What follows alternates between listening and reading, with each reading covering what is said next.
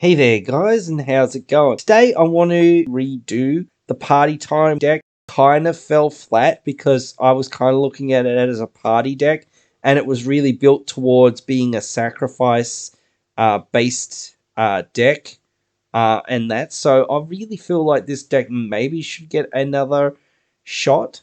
So yeah, let's actually do it. Let's take this deck, take this list, copy it, and let's go ahead and make some upgrade changes to this list. But just before we get into the video for today, if you are enjoying the content that I'm putting out there, please do consider subscribing, turning on that notifications. It really helps us out.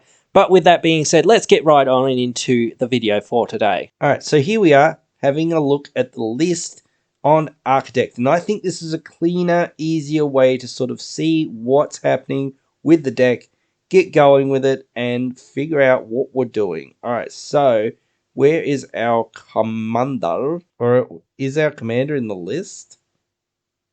Okay, it's not. There we go. Now let's try that again.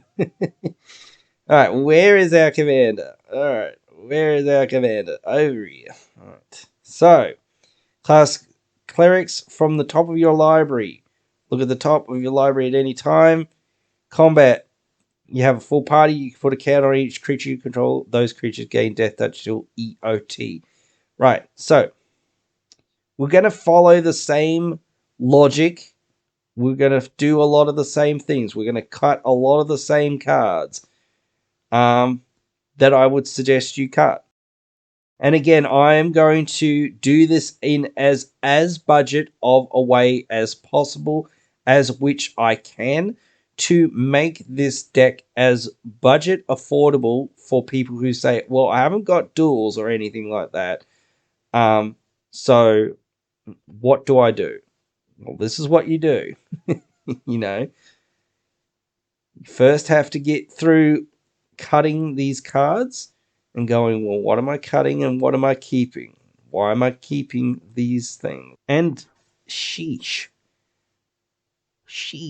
We could keep Windbrisk Heights, but right, we're going to cut Fujara. Really don't know what it's doing. Black Market Connections is decent enough. Alright, so since we're already going to be on the party time, I don't think we need Masquerades, as we said before. Now, as I sort of said, I don't think we're on that sacrifice plan. So let's get rid of this. It's interesting, again, what kind of cards are in this list. It's a very difficult list to figure out exactly kind of what to do with. And that's why I kind of wanted another crack at this one a whole lot. Because, you know, this deck really is interesting. And it's so hard to sort of figure out what you're going to do with it. So, you know, it's still a process. It's still a process. So, like anything that's here that, you know, is one of those cards, it's very hard to figure out. Like, again, what are you going to do with this deck? What, you know, when you're, you know, playing it, because you can suggest certain good cards, and certain cards like Grim Horror Specs, it is decent if we're on that sacrifice plan, but it's so hard to find other sort of forms of card advantage. So it's tough. It makes it really tough. There's not a lot of generic cards like that out there. So this is going to be quite difficult again. So we're going to be hard up for options in some ways, but that's the challenge. That's the challenge of these decks. It's not like we can't run certain of these recurring cards, but just some of the more narrow ones aren't too amazing. And like, I don't love Nighthawk Scavenger. Like, we're not really like some amount of life gain is kind of good, but at a certain point it's like, well, what are we doing with that life? And yes, it gets bigger, it has Death Touch Lifelink, but it actually doesn't affect anything. Like, besides just gaining life, it's not actually like progressing the game plan. So yeah, it's real tough. It's really tough to take a deck that's already kind of built one way and completely move it to another way. I like this, but again, we're not just we're not just on the plans that of sacrificing things. So even though it's good on its own. All right. Well, let's first go away, come back because whoa, I just realized how few lands we have here as well. Um, but let's go away, come back. We have like nearly 20 cards, 20 plus cards to look for. So yeah, let me look for some cards. All right. So after making some swaps, some switches, and doing some stuff, I've come up with the list of cards for a deck list here, and I just want to move up and prove that we've got 100 cards to myself. Yes, cool. As well, because sometimes I was like, is that really 100? I'm miscounting. But anyway, yes, I've changed it quite a bit. I've added a lot more, or not a lot, but a lot more enchantments in a sense. Sagada Summon, since we're putting counters on things, that's pretty good to give our things base 4/4 flying. Give that evasion, let us hit in there and get those wins. Felidar Retreat can make us some cats. That's okay, but the counters are really where it's at. Plus, we get Vigilance. Cathar's Crusade, again, more counters. So, yeah, those were the enchantments there. Cut one board wipe there. I've added some, removal swords, path, generous gift, helioids. Could have added more, but I just felt like that was good enough at the time. Added a whole bunch more mana rocks, Thought Vessel, Prismatic Lens, Mind Stone, Liquid Metal Torque, Fractured Power Stone. So yeah, that really helped out the, ramp package. Got our lands up to 37. Got to 12 plains and 11 swamps here, and added all dual lands that were under $10, and I think Shattered Sanctum and Silent Clearing were just under $10. But of course, again, you could add more basics if you don't have the budget for these specifically.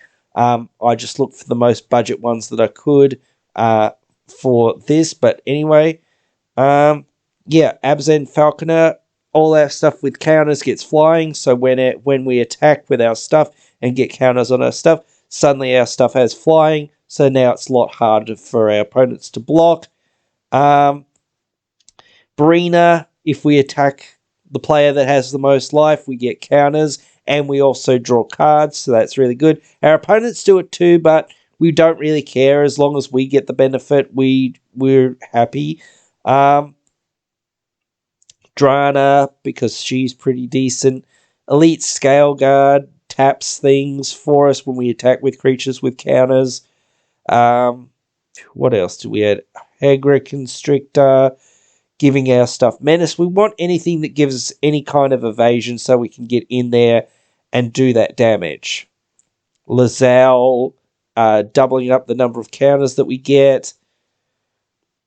Luminarch Aspirant, just there to put counters on things. Luminous Broodmoth, because a lot of times our things won't have flying, and then they'll come back with flying counters, so that's really good. Again, more evasion. So that's really good. Necropolis Regent, just like almost our Craterhoof Behemoth in this deck, to a degree. Una's Blackguard. I don't know how many other rogues we've got in here. A couple. But puts counters on some things, so that's kind of nice. I was kind of running out of things to put in here at that point, to be honest. Shadrix, just puts counters on things, can also draw us cards and make us Inklings and things like that. So it's alright. Shale, we want the front side of this mostly because it puts counters on all of our stuff. So that's pretty decent. Churned Inkcaster. We're attacking with all these creatures that have counters, so then when we attack, we drain life for our opponents, so that's alright. Tana, just draws us, or Timna, rather, just draws us cards when we hit our opponents by us playing a few life, so that's alright. So yeah, that is pretty much the list that I came up with. And I want to do these deck upgrades in this sort of style of fashion from now on, because I find that it'll be much quicker, much clearer, and more concise than that sort of style that I did before. So let me know if you like this style or not. You can let me know your thoughts of that down there in the comments. You can also let me know your thoughts on this deck tech down there in the comments below as well. I'll be sure to respond to all comments, no matter what you're talking about, and yeah, discuss it with you. Yeah, because I really love interacting with you guys and talking about EDH and all the geeky things that we love in this format. So yeah, I'll definitely see you down there in those comments. But if I don't, I'll see you in the next one.